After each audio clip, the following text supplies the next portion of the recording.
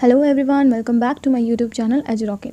तो फ्रेंड्स, हमें इंग्लिश के लिए एक वीडियो लेकर आए हैं चौसर्स की पोइट्री के ऊपर, जो 1370 से 1380 के टाइम पीरियड के बीच की बातें बताई गई हैं। और इसमें जो एक मेन पोएम थी रोमन डे ला रोज़, उसके बारे में भी हम लास्ट में बात करने वाले हैं। तो वीडियो को एंड तक ज़रूर देखिए। तो आइए वीडियो स्टार्ट करते हैं।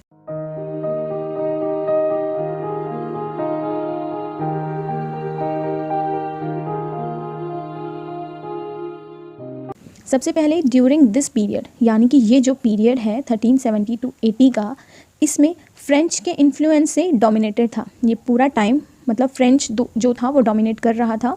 चौसर ने रोमैन डी ला रोज़, एक जो फ्रेंच में था उसका कुछ हिस्सा मिडल इंग्लिश में द रोमांट ऑफ द रोज़ के नाम से ट्रांसलेट किया, जिसे हम बोलते हैं ROMAUNT रोमांट ऑफ द रोज़, जिसका इंग्लिश लिटरेचर पर बहुत प्रभाव था। इसमें जो है लव को गार्डन में एज अ क्वीन रोज़ की तरह रिप्रेजेंट किया गया है, जो अपने कोर्ट एंड मिनिस्टर से हमेशा ही सराउंडेड रहती है, मतलब घिरी हुई रहती है। यहाँ पे एंडीवरिंग जो है वो इसका मतलब होता है एफर्ट्स और ट्राई करना। ठीक है, जब एक लवर इस फूल को तोड़ने की कोशिश करता है तो वो कमांडमेंट्स यानी कि कुछ प्रेम की आज्ञा लेना इस टाइप से, और सेक्रामेंट्स यानी कि कन्फर्मेशन या फिर कन्फेशन, इन सब को सीखता है। उसके बाद हैंड ऑफ वर्च्यू यानी कि कुछ अच्छे सद्गुण, कुछ अच्छे मतलब गुण हो गए, वही सद्गुण होता है। कॉन्स्टेंसी यानी कि जो निरंतरता, लगातार, और लेस रेपुटेशन के जो है अन्य छायादार व्यक्तियों के हाथों वेरियस एडवेंचर से मिलता है। उसके बाद ये कुछ ऐसी एलिगोरीज या स्टोरी या सिंबल, कुछ भी जो मिडिल एजेस में फुल ऑफ डिलाइट थे, बट अब ये सिर्फ डस्ट और एशेज़ ही थे। मतलब एक टाइम पीरियड में ये बहुत ही अच्छे माने जाते थे, लेकिन अब जो है इनका कुछ रोल नहीं है, तो इसलिए इनको डस्ट एंड एशेज़ से कंपेयर किया गया है। इसके अलावा जो द बुक ऑफ डचेस है, जिसके बारे में हमने इससे पहले जो MA की वीडियोज़ हैं उसमें भी डिस्कस किया हुआ है, जो जॉन ऑफ गॉन्ट की फर्स्ट वाइफ ब्लैंके, उसके ऊपर लिखी गई है। ब्लैंके के ऊपर जो चौसर की वाइफ है, उसके अलावा इसने काफ़ी सारी चीज़ें लिखी हैं, बट ये मोस्ट फेमस हुई थी। इसमें क्या होता है, जो इसकी वाइफ है वो प्लेग के कारण मर गई थी, तो इसके बारे में ही उन्होंने इसकी बहुत सारी बातें जो हैं इस द बुक ऑफ डचेस में लिखी है।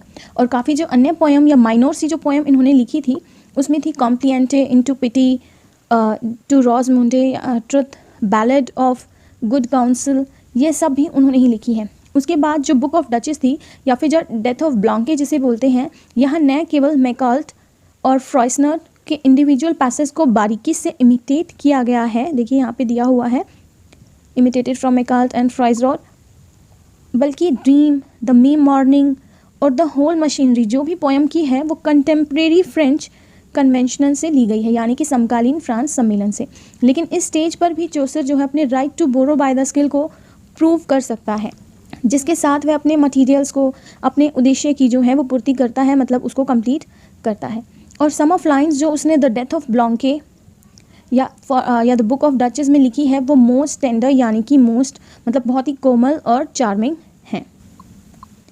इसके अलावा जो चौसर का है काफ़ी मैच्योर वर्क है, वो कोर्ट की ऑडियंस के लिए लिखा गया, मतलब जो लिखा और पढ़ा जाता था। ये जो पोएम चौसर ने लिखी है, ये उसके ऑफिशियल रिकॉर्ड की बजाय कुछ ज़्यादा ही चौसर के बारे में बताती है। उसके काफ़ी सारे रिटन वर्क हैं, जैसे कि हाउस ऑफ फेम है, डॉम बाय जनी स्टोन है। ये वर्क जो है वो करता ही रहता था जब तक कि मतलब उसको कुछ इस टाइप से हेडेक ना फील हो। जब भी ऑफिशियल वर्क उसका ख़त्म हुआ, उसके बाद भी इंग्लिश लिटरेचर की तरफ उसका लगाव, उसकी डेडिकेशन जो है वो दिखती थी। ये दिखाता था कि वो लिटरेचर के प्रति कितना ही मतलब उसको फॉन्ड ऑफ है वो उस चीज़ का। तो अगर हम इसके बारे में बात करें तो बहुत कम है, लेकिन अब फ़िलहाल हम रोमैन डे ला रोज़ के बारे में बात करते हैं, जिसे मिरर ऑफ लव भी कहा जाता है, जिसमें जो है the whole art of romantic love को डिस्क्लोज़ किया गया है, उसको दिखाया गया है। ये देखिए 2 स्टेजेस में 2 ऑथर के द्वारा लिखी गई है। कॉम्पोजिशन की जो फर्स्ट स्टेज है उसे लिखा गया है 1230 में, 1230 में, जब जो ऑथर थे वो थे गिलॉम ड लॉरिस। इन्होंने 4058 यानी कि 4058 वर्सेस, जिसे हम हिंदी में छंद बोलते हैं, उसमें इतने वर्सेस इन्होंने दिए हैं, जिसमें एक दरबारी द्वारा अपनी जो बिलव्ड लेडी है उसको अट्रैक्ट करने के एफर्ट्स का पूरा डिस्क्रिप्शन दिया गया है। इस पोएम की कहानी का जो फर्स्ट भाग जिसकी हम बात कर रहे हैं, ये एक वॉल्ड गार्डन में सेट किया गया है, यानी कि एक दीवार वाली जो बाग बगीचा है उसमें, और जो लगभग 45 साल बाद 1275 में आप कह सकते हैं, जो दूसरा राइटर था जीन डेम्यून, उन्होंने 17,724 एडिशनल लाइन्स इसमें ऐड की हैं, जिसमें उन्होंने अपने एंसेस्टर्स के जो एलिगोरिकल पर्सनालिटी है उनकी भूमिका को या उनके रोल को डिस्क्राइब किया है, जैसे रीज़न एंड फ्रेंड है, नेचर एंड जीनियस है, और वो एनसाइक्लोपीडिया में फिलॉसफी ऑफ लव को डिस्कस करने की भी बात करते हैं। तो friends, exam point of view से इनफ है और हम ऐसे क्वेश्चन और भी ला सकते हैं। अगर आपको ये वीडियो पसंद आई हो तो आप कमेंट में ज़रूर बताएं, और इसके अलावा आप कोई भी क्वेश्चन जो हमसे चाहते हैं कि हम आपको अपनी लैंग्वेज में समझाएं तो आप हमें कमेंट में वो भी बता सकते हैं। मिलते हैं फ्रेंड नेक्स्ट वीडियो में, तब तक के लिए bye bye and take care.